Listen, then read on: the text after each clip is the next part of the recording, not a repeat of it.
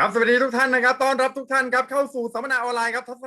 ศนคติสู่ความสำเร็จและโอกาสทางธุรกิจของนูสกินนะครับเลข8รัวเลยครับเพื่อเป็นการเปิดสัมมนาในวันนี้ครับ8รัวมาเลย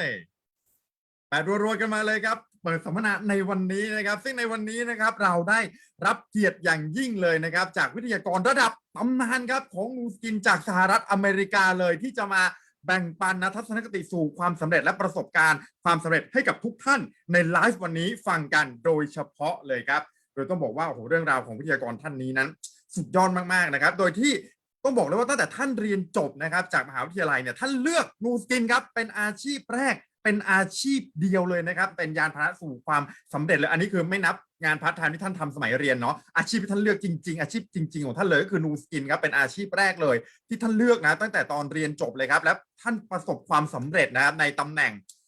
พูดชื่อตำแหน่งสมัยนั้นแล้วกันนะผู้บริหารระดับ Blue Diamond นะครับนั่นก็คือตั้งแต่อายุ24ปีแล้วก็พิชิตตำแหน่งทีม Elite หรือปัจจุบันก็คือ Presidential Director เนี่ยตั้งแต่อายุแค่25ปีเลยครับต้องบอกเลยว่าในตอนนั้นนะท่านทำสถิตินะครับเป็น Blue Diamond นะแล้วก็ทีม Elite ที่อายุน้อยที่สุดในโลกเลยนะในเวลานั้นนะตอนที่ท่านขึ้นตำแหน่งผมเรียกว่าสุดยอดมากๆครับแล้วก็ท่านเนี่ยมี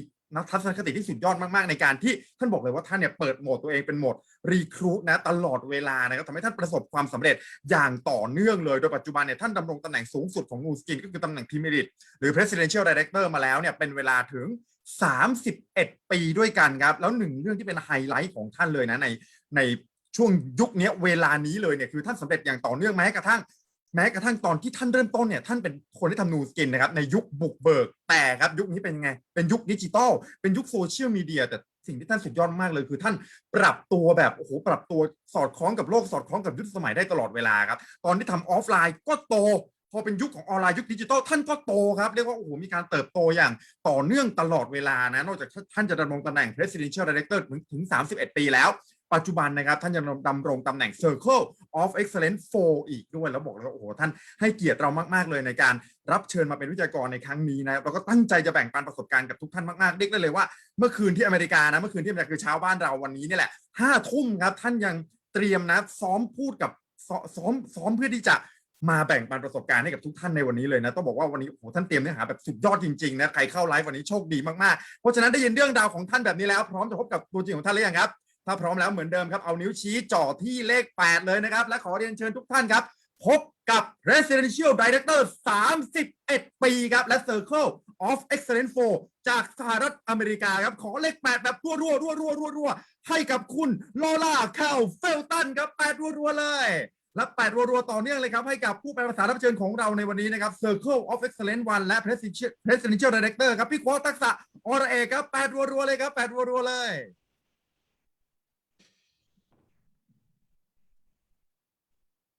Hello, everybody. สวัสดีค่ะทุกๆคน So excited to be here with you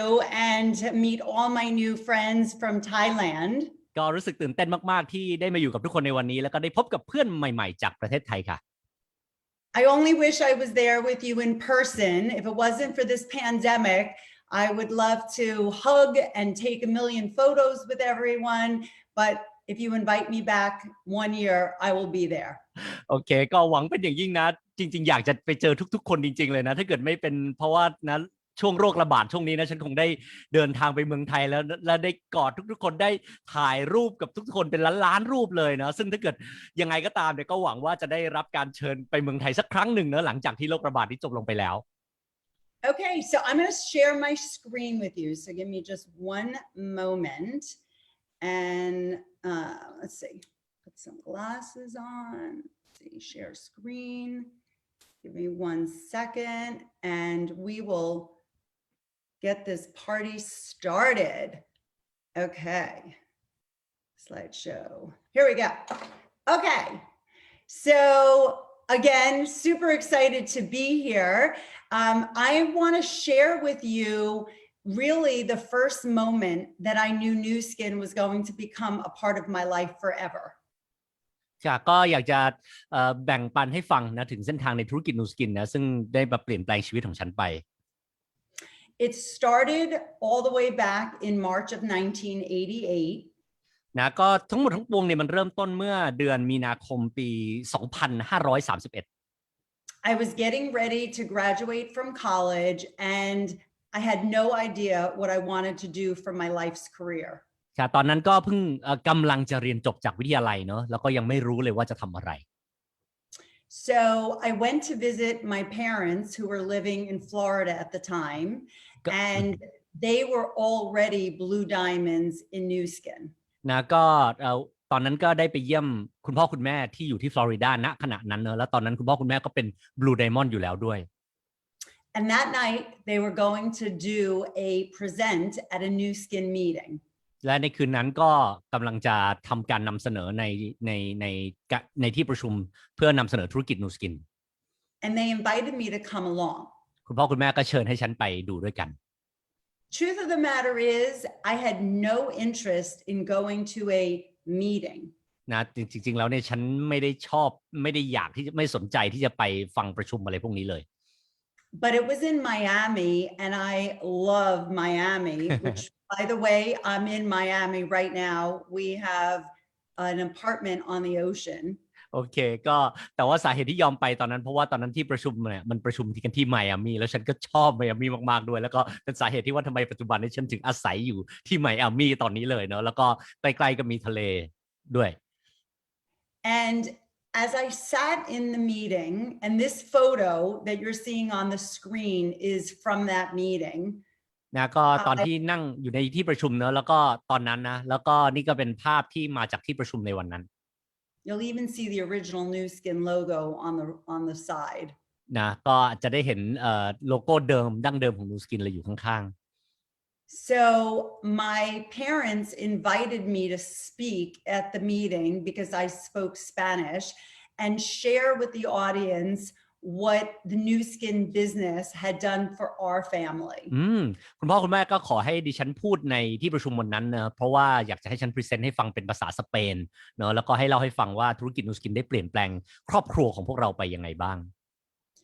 And when I was sitting in the audience listening to everyone share their Nu Skin experience, I had the light bulb moment where I said,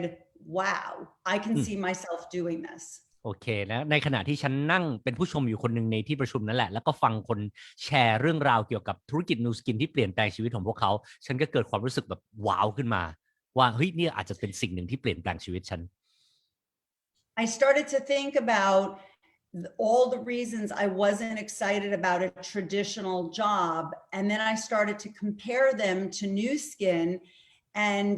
I loved everything about it.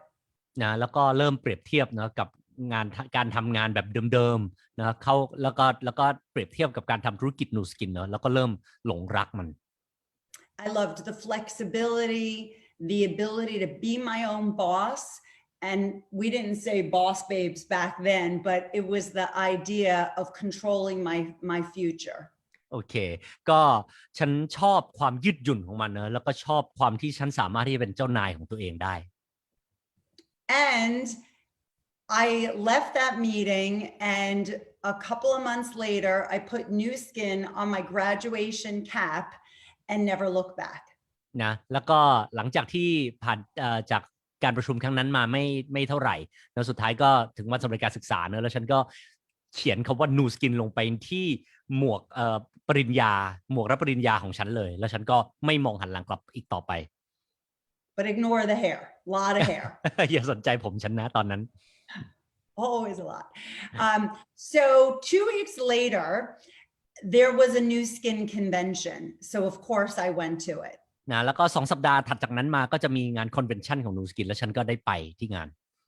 This is a photo of Blake Roney, our founder. I don't know if you can see that. ก็นี่เป็นภาพของคุณ Blake Roney ที่เป็นผู้ก่อตั้ง Nu Skin นะคะ So when I was at this meeting, again, I had all of the clarity, and they say that leaders are born at events. นะแล้วตอนที่ไปที่งานคอนเวนชั่นเนี่ยฉันได้รับความกระจ่างเพิ่มขึ้นมาอีกเนอะแล้วก็คนได้กล่าวไว้ว่าผู้นำเนี่ยเกิดขึ้นจากงานต่างๆ Normally I would say, who here, raise your hand if you're at your first event, but I can't do that. นะแต่ปกติแล้วฉันคงจะถามว่าใครในที่นี้คะที่เคยแบบว่าไปงานลักษณะนี้บ้างนะแต่ว่าโอเคตอนนี้ฉันคงไม่สามารถบอกให้ทุกคนยกมือได้ but this is an event and you want to pay super close attention to all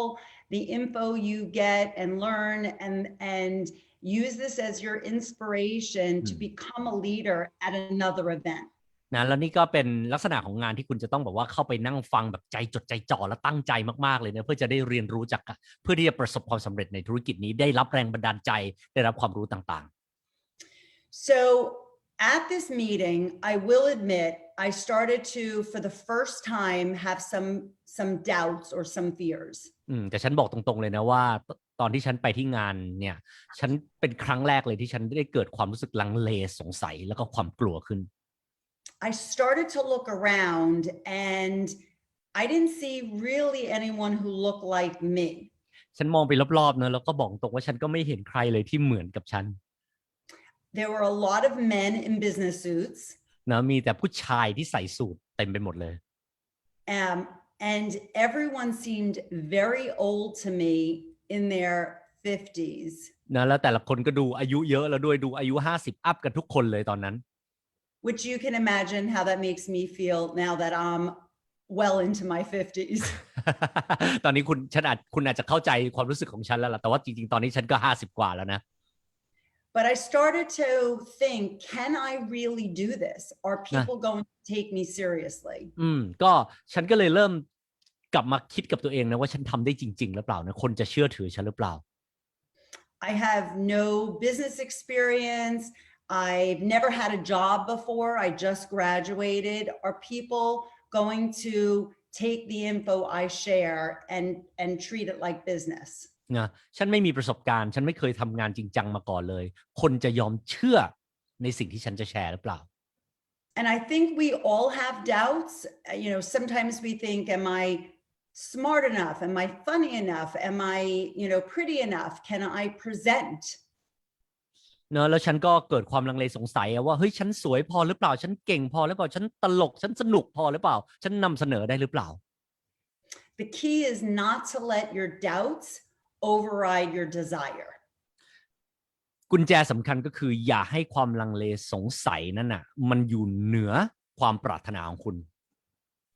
And something I learned at this first convention was to focus on your strengths, not your weaknesses. นะแล้วก็อีกสิ่งหนึ่งที่ฉันได้เรียนรู้จากงานคอนเวนชั่นในครั้งนั้นเลยก็คือจงโฟกัสจงจดจ่ออยู่กับจุดแข็งของคุณไม่ใช่ไปโฟกัสอยู่กับจุดอ่อนของคุณ So I started to think about what are my strengths. ฉันจึงเริ่มมาคิดแล้วล่ะว่าอะไรคือจุดแข็งของฉันบ้าง And I realized I love people. นะฉันตระหนักว่าฉันรักผู้คนนี่นะ I love talking to people. ฉันชอบคุยกับคนน่ะ I love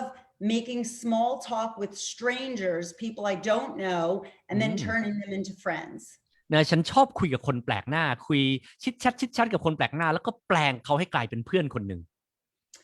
And as we all know, our business really is a relationship-based business. นะและอย่างที่พวกเรารู้กันว่าธุรกิจของเราเนี่ยเป็นธุรกิจที่ตั้งอยู่บนพื้นฐานของความสัมพันธ์ So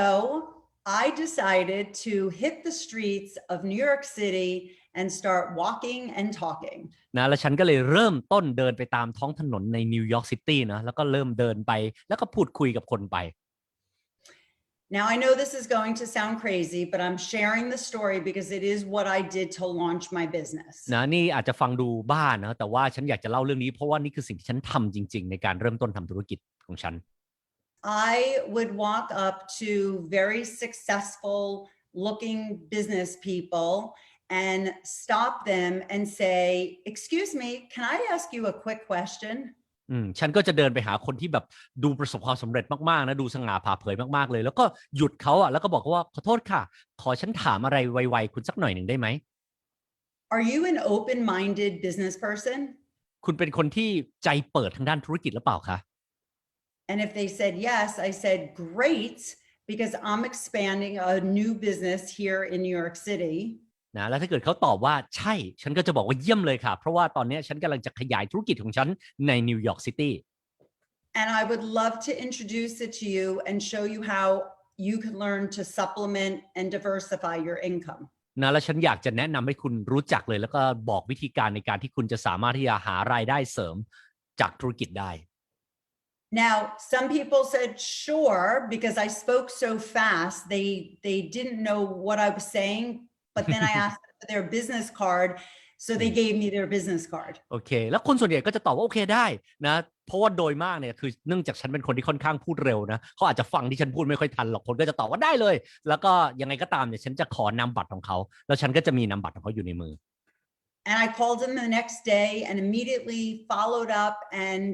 invited them to a meeting that I was doing. นะแล้วฉันก็จะ follow up โดยการโทรหาเขาตามนามบัตรเนี่ยในวันรุ่งขึ้นเลยแล้วก็ตามเขามาเข้าร่วมประชุมกับฉัน And I was rejected a lot. ฉันถูกปฏิเสธเยอะ But I realized it wasn't so much what you say, but how you say it. แล้วฉันก็มาตระหนักเลยนะว่าส่วนใหญ่เนี่ยมันไม่ได้เป็นเพราะว่าสิ่งที่คุณพูดหรอกแต่มันอยู่ที่ว่าคุณพูดมันอย่างไรต่างหาก And I think people sensed my excitement and my enthusiasm, so they were willing to talk. นะและฉันก็คิดว่าคนเนี่ยสามารถที่จะสัมผัสได้ถึงความกระตือรือร้นถึงความตื่นเต้นของฉันนะคนก็เลยแบบว่าอยากคุยด้วยยอมคุยด้วย So my suggestion is to double down on your strengths. นะก็คำแนะนำของฉันเลยก็คือจะต้องเบิ้ลพลังงานเป็น2 เท่า So I would do this every day and I wouldn't come home until I met 50 people. I set very high goals. นะฉันก็จะทำงี้ทุกวันนะแล้วฉันก็จะไม่กลับบ้านจนกว่าได้คุยกับคน50 คนนะฉันตั้งเป้าหมายค่อนข้างสูงเลยทีเดียว And the majority were no's, but a lot of yeses came along. นะแล้วก็สุดท้ายแล้วก็คำตอบว่า yes คำตอบว่าใช่ตกลงก็ตามเข้ามาเยอะแยะเลยด้วย And then I became a blue diamond at the age of 24 and a team elite at the age of 25 doing this. นะแล้วก็เนื่องจากการที่ฉันทำอย่างนี้อย่างต่อเนื่องตอนอายุ24ก็ได้เป็น blue diamond และขึ้นสู่ตำแหน่งทีม elite ตอนอายุ25 ปี And I will say the best part of it was I also met my husband while walking and talking. นะแล้วฉันอยากจะบอกเลยว่า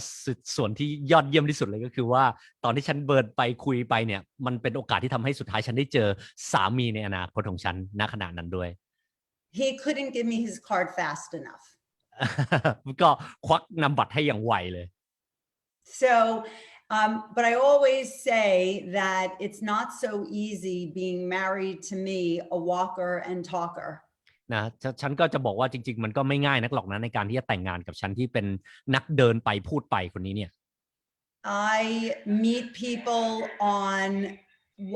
planes, on trains, when I'm out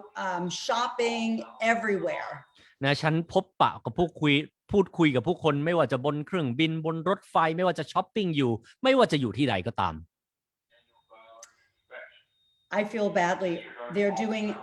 an alarm in my, so if you hear this really bad noise, I might go outside. Oh, Hear that? Yeah, sorry. It's a about drill? that. A drill? It's a drill. I hear them saying we're having a fire drill. Oh, okay. So do you have to leave? No, I don't have to leave, but I okay. just want you to know, is that very annoying? Oh, no. Just a little voice. Okay. ก็อาจจะรู้สึกรำคาญนิดนึงนะครับพอดีมีการซ้อมหนีไฟอยู่เสียงแบ็กกราวด์อยู่ข้างหลังนิดนึงแต่ว่าก็โอเคก็หวังว่าคงจะฟังกันต่อรู้เรื่องได้ It's just a drill. No problem. Okay. We are fine. So awesome. So, let me just go back here. So, social media, I know that not everyone can do the walking and talking, but everyone can work social media. นะฉันรู้แหละว่าทุกคนไม่สามารถที่จะเดินแล้วก็ไปพบปะพูดคุยกับทุกคนตลอดเวลาอย่างฉันได้แต่สิ่งหนึ่งที่ฉันเชื่อคือทุกคนสามารถที่จะทำโซเชียลมีเดียได้ And everyone can do it in the way that's authentic to you. นะและทุกคนก็สามารถทำในวิธีที่เป็นตัวของตัวเองได้ So please follow me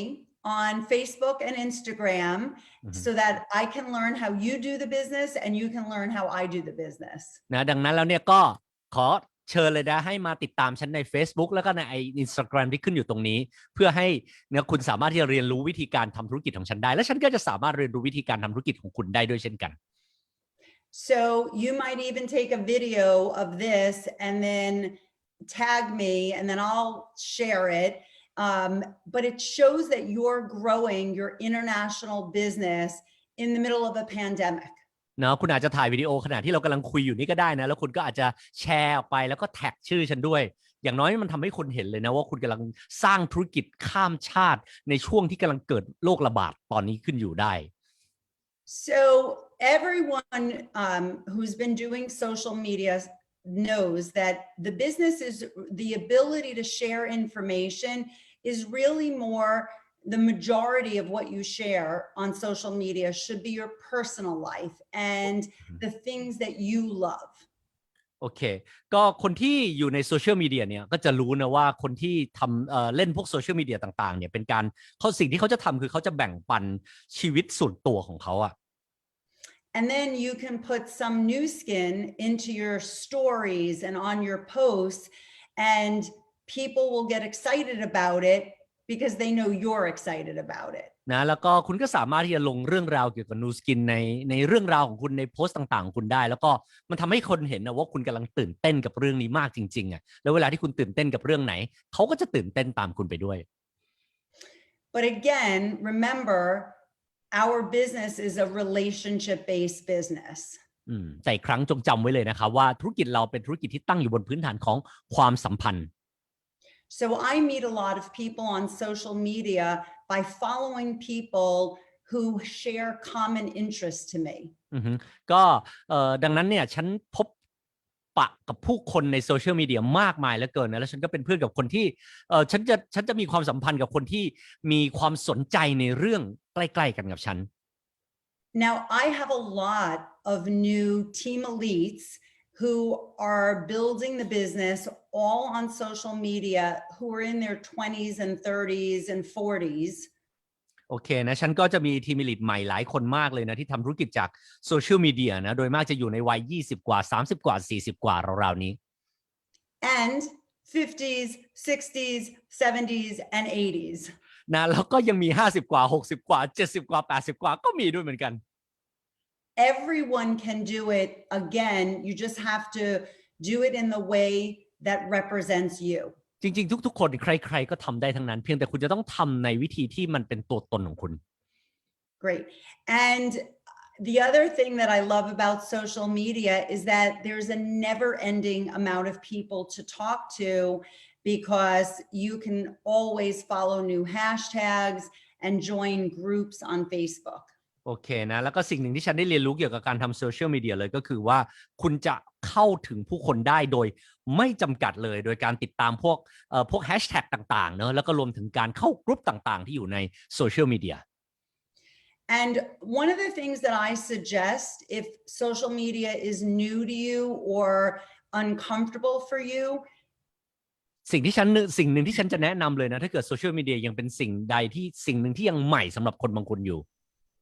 is to follow people who are successful doing it and then start to figure how you can work your personality into maybe a version of what they did. สิ่งหนึ่งที่ฉันอยากจะแนะนำเลยก็คือให้ติดตามคนที่ทำทางโซเชียลมีเดียแล้วประสบความสำเร็จมากๆแล้วลองคิดดูว่าคุณจะสามารถทำตัวตนของคุณยังไงให้อยู่ในลักษณะเดียวกับเขาได้โดยที่เป็นตัวที่เป็นเนื้อแท้ของคุณเอง But no one wants to follow the annoying person who all they do is try and sell.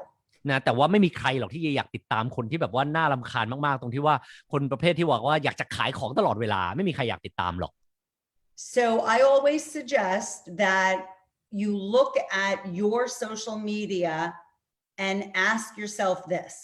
นะฉันก็จะขอให้คุณมองที่โซเชียลมีเดียนะแล้วถามตัวเองด้วยคำถามนี้ Would you follow you if ลองถามดูว่าคุณจะยอมเป็นผู้ติดตามตัวคุณเองหรือเปล่าถ้า So make it fun and interesting and authentic. นะโอเคนะก็ดังนั้นเนี่ยจงทำให้มันสนุกจงทำให้มันน่าสนใจและจงทำให้มันเป็นตัวตนที่เป็นเนื้อแท้ของคุณจริงๆ So something that I learned very early in the business was to start with the end in mind. นะสิ่งหนึ่งที่ฉันได้เรียนรู้จากการทำธุรกิจเลยก็คือว่าจงเริ่มต้นด้วยเป้าหมายที่เป็นจุดจบ And really know your why. What is driving you? และจงรู้ให้ได้ว่าอะไรคือ why ของคุณอะไรคือสิ่งที่ขับเคลื่อนคุณ So when I first started, I was in my 20s, but I had a very clear vision. นะตอนที่ฉันเริ่มถึงแม้ว่าจะอายุ20เศษๆเท่านั้นเองแต่ว่าฉันมีวิสัยทัศน์ที่ชัดเจนมาก I wanted to be a wife, I wanted to be a mom, and I wanted to be a businesswoman. ๆนะฉันอยากจะเป็นภรรยาฉันอยากจะเป็นแม่และฉันอยากจะเป็นนักธุรกิจหญิง But more importantly, I never wanted to have to choose between the three. แต่สิ่งที่สำคัญกว่านั้นก็คือว่า ฉันไม่เคยจะต้องเลือกเลยว่าจะต้องเป็นอย่างใดอย่างหนึ่งใน3อย่างที่ว่า And thanks to the new skin flexibility, I never had to. นะแล้วก็ขอบคุณในความยืดหยุ่นของธุรกิจนูสกินที่ทำให้ฉันไม่จำเป็นจะต้องเลือกอย่างใดอย่างหนึ่ง I was able to build the business in between napping and carpooling and watching games and recitals. โอเคฉันสามารถที่จะสร้างธุรกิจได้ตลอดเวลาไม่ว่าจะงีบหลับอยู่ไม่ว่าจะส่งลูกไปโรงเรียนหรือไม่ว่าจะดูลูกกำลังเล่นเบสบอลดูอะไรอยู่ก็ตามฉันสามารถสร้างธุรกิจได้เสมอ I was able to schedule all my appointments and all of my meetings around my children. ฉันสามารถที่จะจัดตารางนัดของฉันต่างๆตามเวลาของลูกฉันได้ And today, thanks to the flexibility and of social media and technology, everyone can do this business around your current lifestyle. นะแล้วก็ทุกวันนี้ก็ต้องขอบคุณให้กับความยืดหยุ่นของโซเชียลมีเดียและก็เทคโนโลยีต่างๆนะที่ทำให้ทุกคนสามารถที่จะทำธุรกิจโดยที่ยังคงมีไลฟ์สไตล์ของตัวเองได้อยู่ But it does take connecting to your why because the business is not always easy. นะแต่ว่ายังไงก็ตามคุณก็ต้องเชื่อมโยงกับ why หรือว่าตัวตนตัวเนื้อตัวสิ่งที่เป็นตัวขับเคลื่อนของคุณให้ได้เพราะว่าสุดท้ายแล้วเนี่ยธุรกิจก็ไม่ใช่เรื่องที่ง่าย The business has a lot of ups, but it does have a lot of downs. ธุรกิจมีขาขึ้นบ่อยแต่ในขณะเดียวกันก็มีขาลงไม่น้อยเช่นกัน There's rejection involved. นะต้องมีการถูกปฏิเสธ Sometimes you bring someone into the business and you see their potential, but they don't see it. บางครั้งคุณพาใครบางคนเข้ามาในธุรกิจคุณเห็นศักยภาพของเขาแต่เขาเองกลับไม่เห็นศักยภาพของตัวเขาเอง But if you keep remembering why you joined the business, none of that matters. แต่ถ้าคุณยังตระหนักได้เสมอว่าทำไมคุณจึงเข้ามาทำธุรกิจนี้สิ่งต่างๆพวกนั้นก็จะไม่ใช่เรื่องสำคัญเลย Because you are your business. เพราะว่าคุณคือธุรกิจของคุณเอง And there's a lot of things that I always did in the business in the very beginning that I want to share with you in terms of leading your team. นะแล้วก็มีหลายสิ่งที่ฉันทำตอนที่เริ่มต้นทำธุรกิจเนอะในลักษณะของการนำทีมที่ฉันอยากจะมาแบ่งปันให้กับทุกๆคนฟัง So every night before I went to bed, I would evaluate the success of my day. โอเคทุกๆคืนก่อนที่ฉันจะนอนฉันจะประเมินผลลัพธ์ที่เกิดขึ้นในแต่ละวัน I would say, how many people did I talk to today about my products? ฉันจะบอกตัวเองว่าเอ๊ะวันนี้ฉันได้คุยกับคนกี่คนในเรื่องสินค้า And how many people did I share the business with? และมีกี่คนที่ฉันได้คุยธุรกิจ How many of my customers did I follow up with? มีลูกค้ากี่คนที่ฉันได้ติดตามผล How many of my prospects did I follow up with? และได้ติดตามผลผู้มุ่งหวังกี่คน How many people did I get in front of? แล้วก็มีกี่คนบ้างที่ฉันได้เจอหน้า And today, if you do a FaceTime or something on Zoom, it's getting in front of them. นะแล้วก็ณปัจจุบันนี้การได้เห็นหน้าแปลว่าการที่คุณอยู่ทำ FaceTime ได้การทำวิดีโอคอลหรือการอยู่ใน Zoom นั่นก็คือการได้เห็นหน้าแล้วในปัจจุบัน And then I would ask myself, if everyone on my team did what I did today, would I be happy? นะแล้วฉันก็จะถามเลยว่าถ้าเกิดทุกๆคนในทีมเนี่ยทำสิ่งที่ฉันทำอยู่ณขณะนี้ฉันจะมีความสุขหรือเปล่า Would my team be growing? ทีมฉันจะโตไหม Because sometimes we get very caught up in routine and being busy but not being productive. นะเพราะว่าหลายๆครั้งเนี่ยเราก็ติดอยู่กับกิจวัตรอะไรบางอย่างของเราแล้วมันทำให้เราดูเหมือนยุ่งตลอดเวลาแต่ว่าไม่ค่อยเกิดผลลัพธ์ So the key is really to focus, acknowledge, and then focus on what those business building activities are. โอเคดังนั้นแล้วเนี่ยกุญแจสำคัญยังอยู่ที่ว่าคุณจะต้องตระหนักรู้อะแล้วคุณจะต้องโฟกัสเลยว่ากิจกรรมใดเป็นกิจกรรมที่เป็นกิจกรรมสร้างธุรกิจของคุณ And I have always found that accountability is key. นะและสิ่งหนึ่งที่ฉันคิดว่าเป็นปัจจัยสำคัญเลยฉันมองว่าเป็นปัจจัยสำคัญเลยก็คือความไว้วางใจได้ความรับผิดชอบในระดับไว้วางใจได้ sorry That's okay. So I recommend having an accountability partner. นะดังนั้นแล้วเนี่ยฉันจึงแนะนำนะให้คุณมีหุ้นส่วนในทางธุรกิจเนอะที่มีความรับผิดชอบในระดับที่ไว้วางใจได้ Somebody who you can set goals with and then share your activity with. ใครบางคนที่คุณสามารถที่จะตั้งเป้าหมายร่วมกันได้แล้วก็สามารถที่จะแบ่งปันกิจกรรมต่างๆร่วมกันได้ And the beauty of our business is that you have so many people who have a vested interest in your success to help you. นะแล้วก็สิ่งหนึ่งที่เป็นเสน่ห์ในธุรกิจนี้เลยก็คือว่าคุณจะมีคนจำนวนมากนะที่เขามีความสนใจในการที่จะประสบความสำเร็จในความสำเร็จของคุณ Nobody succeeds in our business unless we're helping others. นะไม่มีใครประสบความสำเร็จในธุรกิจนี้ได้ถ้าไม่ได้เกิดจากการช่วยเหลือคนอื่น And I like setting big goals and helping people on my team set big goals. และฉันก็ชอบที่จะตั้งเป้าหมายใหญ่แล้วก็ช่วยเหลือให้คนในทีมของฉันตั้งเป้าหมายใหญ่ด้วยเช่นกัน And then breaking it down for them into smaller steps that they can do to achieve that goal. หลังจากนั้นก็จะย่อยเป้าหมายใหญ่ให้เป็นขั้นตอนสั้นๆถึงที่เขาสามารถที่จะเดินตามเพื่อไปสู่เป้าหมายใหญ่นั้นได้ So it might be from doing demonstrations on someone or doing a Zoom or a Facebook party.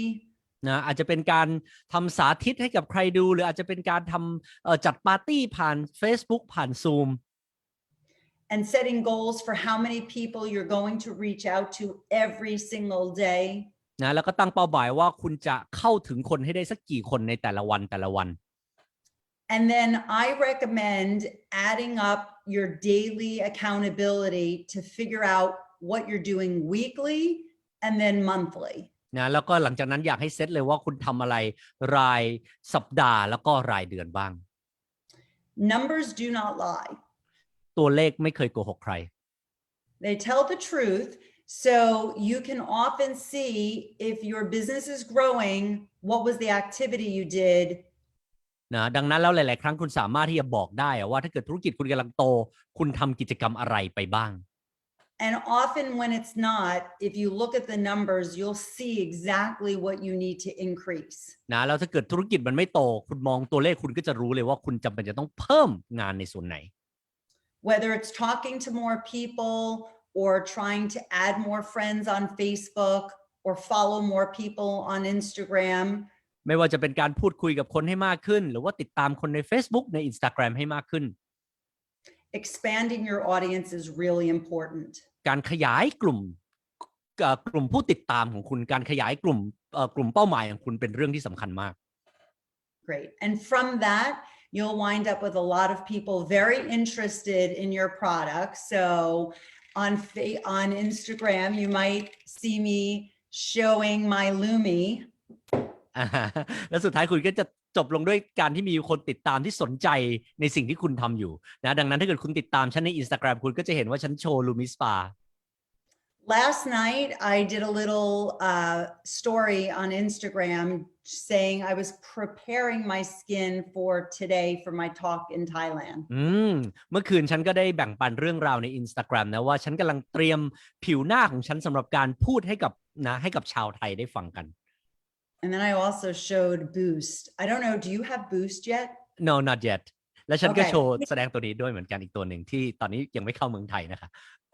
We don't have it either, but I found it. โอ้ว้าวโอเคในที่อเมริกาก็ยังไม่มีเหมือนกันแต่ว่าฉันไปได้มา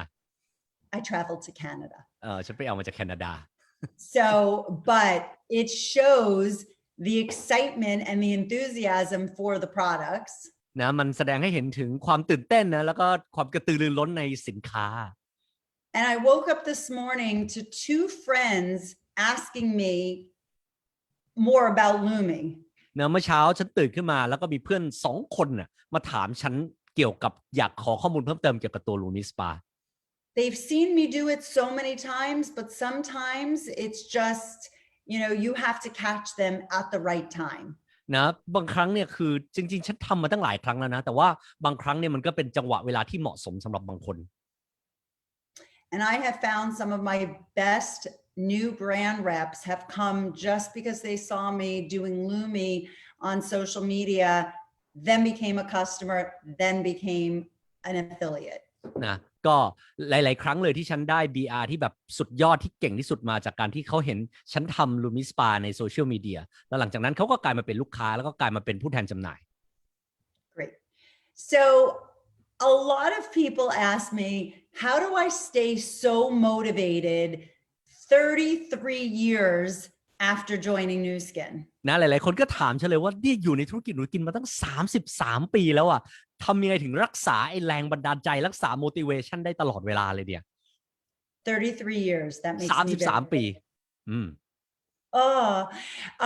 but it's really because we're in a business of changing lives. นะมันเป็นเพราะว่าเราอยู่ในธุรกิจของการเปลี่ยนแปลงชีวิตผู้คน And Sandy has a great expression. Sandy is one of our 3 founders of Nu Skin. นะแล้วก็คุณแซนดี้ทิลลอสันนะที่เป็นหนึ่งในผู้ก่อตั้ง3 คนของ Nu Skin เนอะ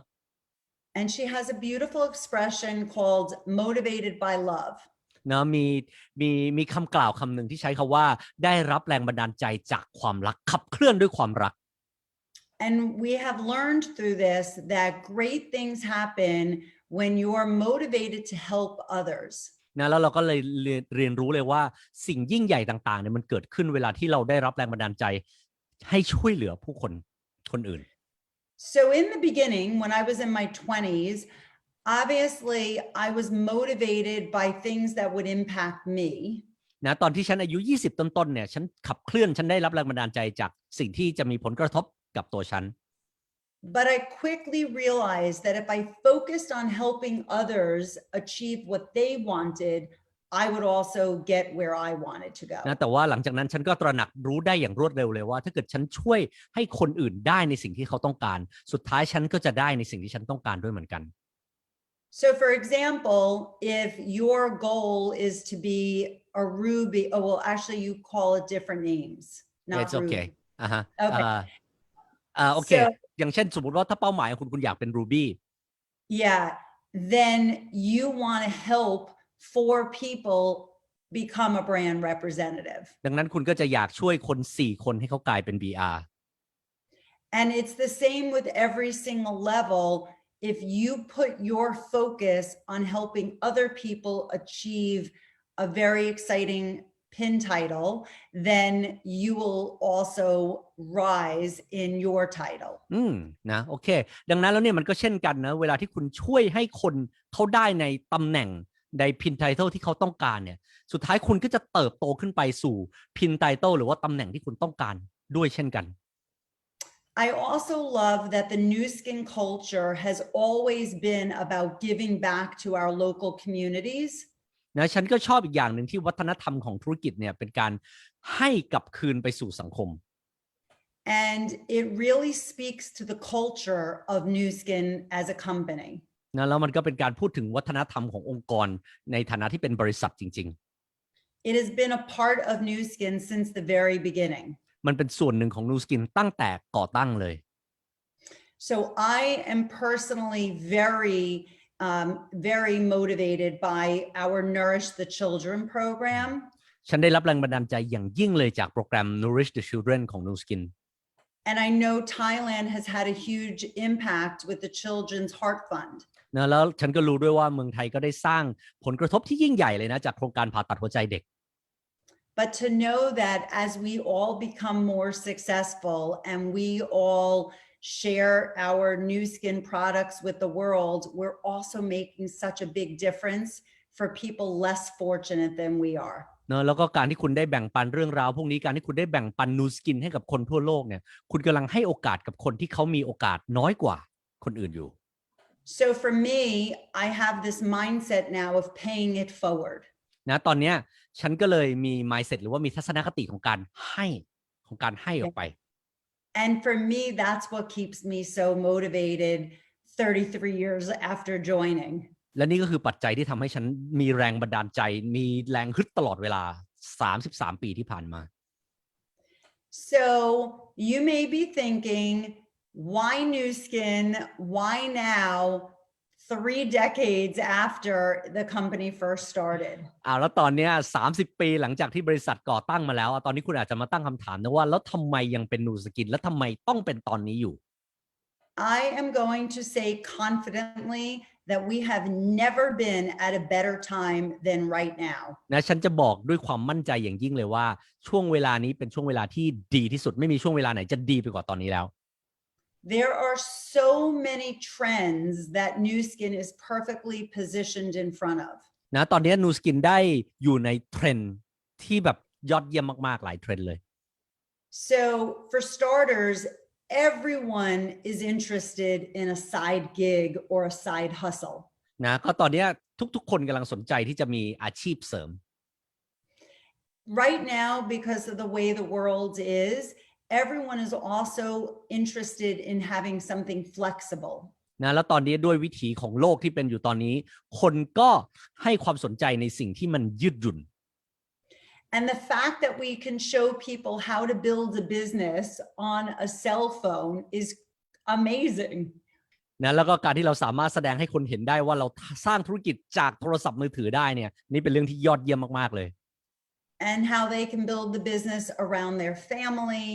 their job, their business. และการที่เราสามารถแสดงให้เขาเห็นได้ว่าเขาสามารถสร้างธุรกิจโดยที่ยังคงใช้ชีวิตอยู่กับครอบครัว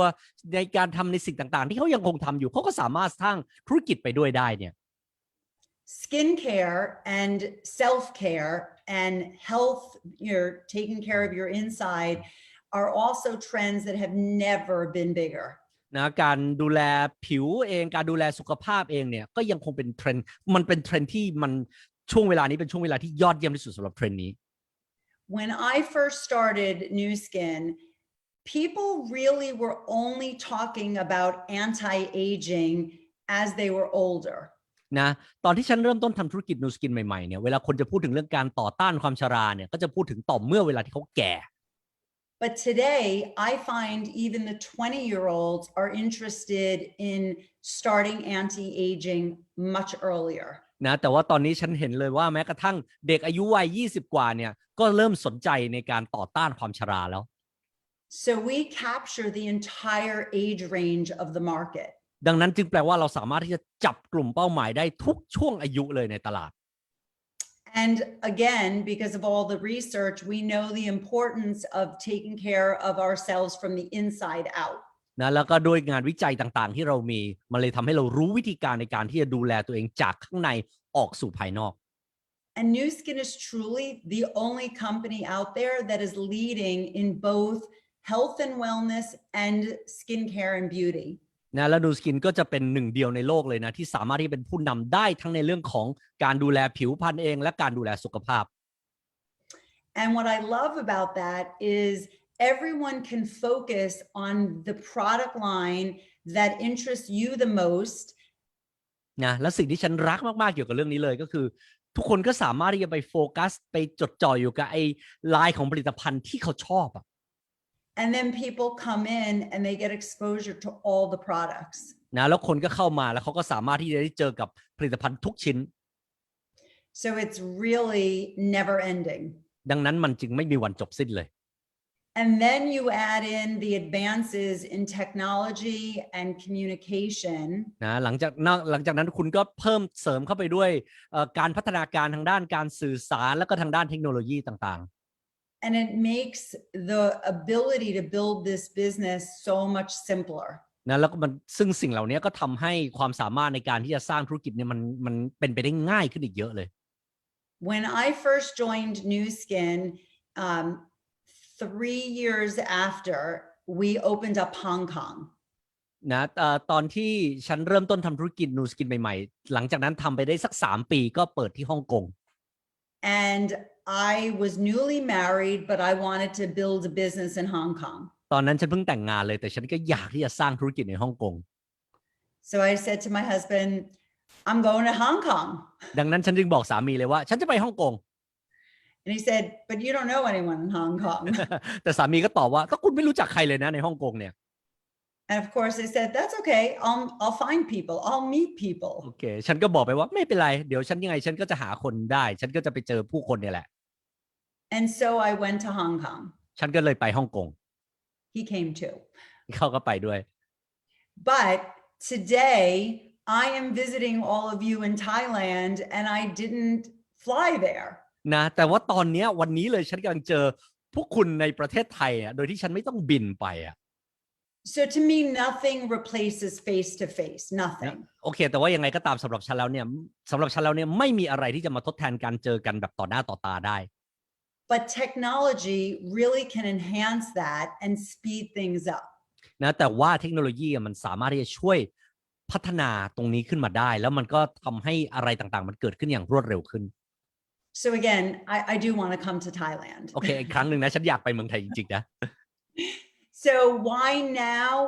Nu Skin is just perfectly centered in front of all these different trends. นะแล้วทำไมถึงต้องเป็นตอนนี้ล่ะก็เพราะว่าตอนนี้นูสกินเนี่ยอยู่ใจกลางของเทรนด์ต่างๆที่กำลังเกิดขึ้นเลย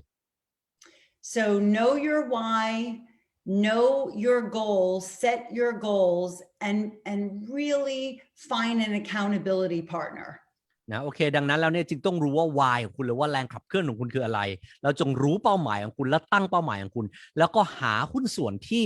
คุณไว้วางใจได้ที่เขามีความรับผิดชอบที่คุณไว้วางใจเขาได้ Focus on the numbers and make it a goal to always increase your activity. นะแล้วก็จงโฟกัสอยู่กับตัวเลขเนอะแล้วก็ตั้งให้เป็นเป้าหมายเลยว่าคุณจะต้องเพิ่มกิจกรรมของคุณ And don't be discouraged if you don't achieve your goals in the time you set them. อย่าท้อแท้ถ้าเกิดคุณไม่สามารถบรรลุเป้าหมายตามเวลาที่กำหนด Just remember the key to success is never quit. จงจดจำไว้ว่ากุญแจสู่ความสำเร็จก็คือการไม่มีวันล้มเลิกไม่ล้มเลิก So it has been my pleasure to speak with everyone. Again, I only wish that I was in front of all of you and I can hug everybody and take photos. ดังนั้นแล้วเนี่ยก็จึงบอกจริงๆว่าอีกครั้งหนึ่งเลยนะก็เป็นเกียรติอย่างยิ่งที่ได้มาพูดในที่นี้นะแล้วก็หวังอย่างยิ่งจริงๆนะเสียดายจริงอยากจะได้อยู่ต่อหน้าพวกคุณทุกๆคนจริงๆเลยอยากที่จะได้กอดพวกคุณอยากจะได้ถ่ายรูปกับพวกคุณ Excellent. And I don't think there's probably any ability to take questions, but thank you for my translation. You're amazing. If I come to Thailand, you have to be my friend on my side. Of course I promise thank you ครับก็ขอบคุณมากๆครับสำหรับคำแปลด้วยค่ะ ครับ Excellent. ขอเลข8รัวเลยครับให้กับคุณลอร่าแคลเฟลตันครับรับวิเคราะห์ทักษะออร่าเอกครับเลข8รัวเลยโอ้โหเป็นการแบ่งปันประสบการณ์ที่สุดยอดจริงขอ8แบบรัวมาเลยครับในไลฟ์ของเรานะครับกับการแบ่งปันประสบการณ์ของคุณลอร่าแคลเฟลตันนะรวมถึงการแปลที่สุดยอดมากๆครับของพี่ขอทักษะของเรานะครับเรามาสรุปแนวคิดอันสุดยอดกันเลยที่ได้จากคุณลอร่าในวันนี้นะครับเรื่องแรกเลยก็คือสำหรับใครที่เริ่มต้นธุรกิจครับคำนี้สำคัญมากอย่าให้ความสงสัยมาอยู่เหนือความต้องการครับตอนเริ่มต้นธุรกิจก็อาจจะมีความสงสัยนู่นสงสัยนี่สงสัยนั่นแต่คุณลอร่าบอกเอาไว้แล้วสิ่งที่คุณต้องตั้งเอาไว้ให้เหนือความสงสัยนั่นคือความต้องการนะครับอย่าให้ความสงสัยมาอยู่เหนือความต้องการเด็ดขาดอย่างที่สองที่คุณต้องโฟกัสครับนั่นก็คือโฟกัสที่จุดแข็งครับไม่ใช่โฟกัสที่จุดอ่อนหาให้เจอว่าคุณมีจุดแข็งอะไรบ้างแล้วเอาจุดแข็งนั้นของคุณนั่นแหละมาใช้ในธุรกิจอย่างที่3ก็คือแล้วถ้าคุณมีจุดอ่อนล่ะคุณมีอะไรที่คุณไม่ถนัดล่ะคุณจะทำยังไงคุณลอร่าบอกเอาไว้แล้วครับให้คุณติดตามครับติดตามคนที่ประสบความสำเร็จอัพไลน์ที่ประสบความสำเร็จของคุณนั่นแหละว่าเขาทำอย่างไรเรียนรู้จากเขาครับแล้วก็ทำเรียนแบบเขาให้เขาเป็นแบบอย่างของเราเพื่อที่พาคุณไปสู่ความสำเร็จนั่นเองอย่างที่4ก็คือให้คุณเริ่มต้นที่จุดหมายครับ start with the end in mind ว่าคุณต้องการอะไรนะคุณลอร่าบอกไว้แล้วถ้าคุณชัดเจนนะว่าคุณต้องการอะไรคุณจะไม่ยอมแพ้อย่างเด็ดขาดครับอย่างที่5คำนี้ชอบมากอีกเช่นกัน you are your business นะคุณคือธุรกิจของคุณและคุณต้องเป็นแบบไหนคุณลอร่าอธิบายยกตัวอย่างชัดมากคุณจะเป็นแบบไหนให้ถามตัวคุณเองดูครับว่าถ้าวันนี้ทุกคนในทีมของคุณอ่ะเป็นแบบคุณอ่ะธุรกิจจะโตไหมถ้าทุกคนในทีมของถ้าคุณตอบได้ว่าถ้าทุกคนในทีมของคุณเป็นแบบคุณธุรกิจโตแบบนั้นใช่แล้วครับแต่ถ้าทุกคนในทีมเป็นแบบคุณแล้วธุรกิจไม่โตแปลว่าคุณณเวลานี้ยังไม่ใช่ต้องพัฒนาต่อนะครับอย่างที่6ก็คือย่อยเป้าหมายใหญ่ให้เป็นเป้าหมายเล็กๆครับแล้วเป้าหมายที่เล็กที่สุดที่คุณต้องย่อยออกมาก็คือว่าคุณต้องคุยกับคนวันละกี่คนชอบคำนี้มากอีกเช่นกันว่า number never lie นะตัวเลขไม่เคยโกหกนะครับเพราะฉะนั้น คุณต้องชัดเจนเลยว่าแต่ละวันเป้าหมายเล็กที่สุดในแต่ละวันของคุณคือแต่ละวันคุณต้องคุยกับคนกี่คนครับและสุดท้ายและข้อรองสุดท้ายเนี่ยยังไม่สุดท้ายข้อรองสุดท้ายก็คือแล้วทำไมต้องเป็นนูสกินแล้วทำไมต้องเป็นตอนนี้ครับเพราะนูสกินคือใจกลางของทุกความต้องการของทุกเทรนด์โลกในเวลานี้เพราะเทรนด์โลกในเวลานี้ทุกคนต้องการอาชีพเสริมรายได้ทางเดียวอาจจะไม่พอแล้วครับทุกคนต้องการความยืดหยุ่นทางเวลาครับอะไรก็ตามที่ทำออนไลน์ได้เพราะทำให้คุณสามารถทำธุรกิจได้โดยที่อยู่กับครอบครัวได้ด้วยและที่สำคัญครับสุขภาพและความงามเป็นสิ่งที่ตอบโจทย์คนทุกเพศทุกวัยเพราะไม่ว่าจะเป็นคนอายุมากอายุน้อยทุกคนล้วนต้องการการต่อต้านความชราและที่สำคัญนูสกินเป็นผลิตภัณฑ์ต้านชราที่เป็นนวัตกรรมและมีวิทยาศาสตร์รองรับอีกด้วยและข้อสุดท้ายที่คุณดอร่าบอกเอาไว้แล้วคำนี้ยึดเอาไว้เนี่ยกุญแจสำคัญสู่ความสำเร็จเลยไม่ว่าจะเจออุปสรรคอะไรอย่าล้มเลิกครับ never quit ครับอย่าล้มเลิกและทุกท่านจะประสบความสำเร็จอย่างแน่นอนนะขอเลข8รัวๆๆๆๆอีกครั้งให้กับคุณลอร่าแคลเฟลตันครับ8รัวๆเลยและขอเลข8รัวๆอีกครั้งให้กับพี่ควอตทักษะอรเอกครับ8รัวๆเลยครับโอ้เรียกว่าเป็นการแบ่งปันประสบการณ์ที่สุดยอดมากๆเลยในวันนี้นะขอให้ทุกท่านนะครับนำแนวคิดที่ได้จากคุณลอร่าไปใช้ในวันนี้โฟกัสที่ความต้องการโฟกัสที่จุดแข็งเป้าหมายให้ชัดเจนครับยึดตัวเลขเป็นสำคัญนะว่ามีวินัยในการคุยกับคนทุกวันนะครับและรู้ว่านูสกินนั้นตอบโจทย์เราได้มากขนาดไหนนะครับที่สำคัญที่สุดก็คือไม่ล้มเลิกครับทุกท่านทำได้แบบนี้แบบที่สุดยอดตำนานอย่างคุณลอร่าได้แบ่งปันให้กับพวกเราทุกคนได้ฟังในวันนี้ความสำเร็จก็พร้อมจะเป็นของทุกท่านอย่างแน่นอนนะครับสำหรับสัมมนาของเราในวันนี้ครับทัศนคติสู่ความสำเร็จและโอกาสทางธุรกิจของนูสกินหมดเวลาแต่เพียงเท่านี้ครับขอให้ทุกความสำเร็จเป็นของทุกท่านครับสำหรับวันนี้ขอบคุณและสวัสดีครับ